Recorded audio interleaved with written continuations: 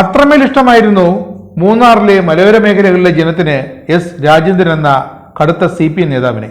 പക്ഷേ CPMനാകട്ടെ രാജേന്ദ്രൻ അവരുടെ കണ്ണിലെ കരടായിരുന്നു. CPMന് മാത്രമല്ല CPIക്കും. CPMന്റെയും CPIയുടെയും മൂന്നാറിലെ കയ്യേറ്റങ്ങളെ രൂക്ഷമായി വിമർശിച്ചു എന്നതാണ് രാജേന്ദ്രൻ CPMകാർക്ക് അനഭിമതരാക്കാൻ ഒരു കാര്യം. ഇപ്പോൾ കേൾക്കുന്ന വാർത്ത എസ് രാജേന്ദ്രൻ താമര തണലിലേക്ക് എത്തുന്നു എന്നാണ്. BJPക്ക് വേണ്ടി വോട്ട് പിടിച്ചു നിൽക്കുകയാണ് ഇപ്പോൾ 15 വർഷം ദേവികുളത്തെ MLA ആയിരുന്ന CPM നേതാവായിരുന്ന എസ് രാജേന്ദ്രൻ. ഇപ്പോൾ പക്ഷേ എസ് രാജേന്ദ്രന് പാർട്ടി ബന്ധവുമില്ല, പാർട്ടി മെമ്പർഷിപ്പുമില്ല.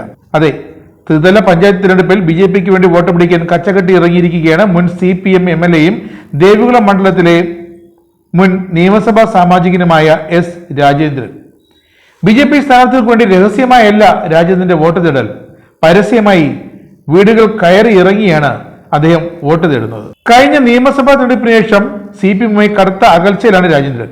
അന്ന് CPM രാജേന്ദ്രന് സീറ്റ് നിഷേധിക്കുകയും പിന്നീട് പാർട്ടിയിൽ നിന്നും പുറത്താക്കുകയുമായിരുന്നു. ഇടമലക്കുടി, ദേവികുളം ഉൾപ്പെടെയുള്ള തോട്ടം മേഖലയിലാണ് രാജേന്ദ്രന്റെ വോട്ട് ബാങ്ക് ഇരിക്കുന്നത്. ആ വോട്ട് ബാങ്ക് മേഖലയിലാണ് എസ് രാജേന്ദ്രൻ BJP സ്ഥാനാർത്ഥികൾക്കായി വോട്ട് അഭ്യർത്ഥിച്ചെത്തിയത്.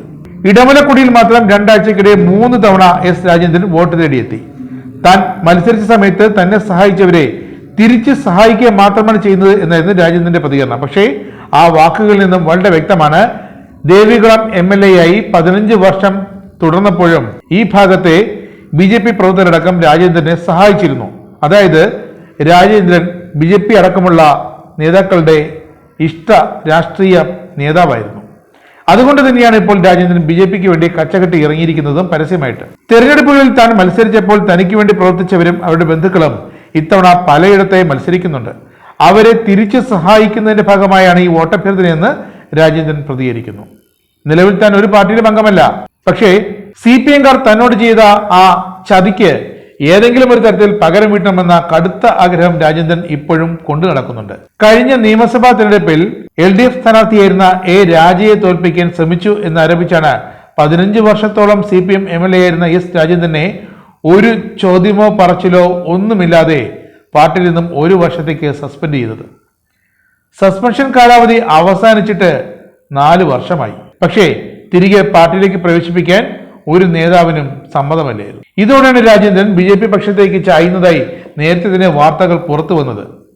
പക്ഷേ ഇത്തവണ ഈ തദ്ദേശ തെരഞ്ഞെടുപ്പിൽ രാജേന്ദ്രൻ വളരെ വ്യക്തമായി BJP സ്ഥാനാർത്ഥികൾക്ക് വേണ്ടി വോട്ട് തേടി തന്റെ വോട്ട് ബാങ്കായ പ്രദേശങ്ങളിലേക്ക് എത്തിയിരിക്കുന്നു. ഇടമലക്കുടി, ദേവികുളം ഉൾപ്പെടെയുള്ള തോട്ടം മേഖലയിൽ രാജേന്ദ്രന്റെ കൈക്കുള്ളിലാണ്. അതുകൊണ്ട് തന്നെ അവിടുത്തെ BJP സ്ഥാനാർത്ഥികളും ഏറെ പ്രതീക്ഷയിലാണ്. CPM നേതാവിന്റെ വോട്ട് തങ്ങൾ വാങ്ങി എന്നുള്ളതല്ല, CPM പുറത്താക്കിയ ഒരു മുൻ MLA BJP സ്ഥാനാർത്ഥികൾക്ക് വേണ്ടി വോട്ട് തേടിയെത്തുന്നു എന്നത് അവർക്കും അഭിമാനകരമാണ്. രാജേന്ദ്രൻ ഉടൻ തന്നെ ഔദ്യോഗികമായി BJP ചേരുമെന്നും അടുത്ത നിയമസഭാ തെരഞ്ഞെടുപ്പിൽ BJP സ്ഥാനാർത്ഥിയായി ദേവികുളത്ത് നിന്ന് മത്സരിക്കുമെന്നുമൊക്കെ അഭ്യൂഹങ്ങളുണ്ട്. അതെല്ലാം ശരിയാകട്ടെ എന്ന് മാത്രമാണ് ഇപ്പോൾ വ്യക്തമാക്കാനുള്ളത്.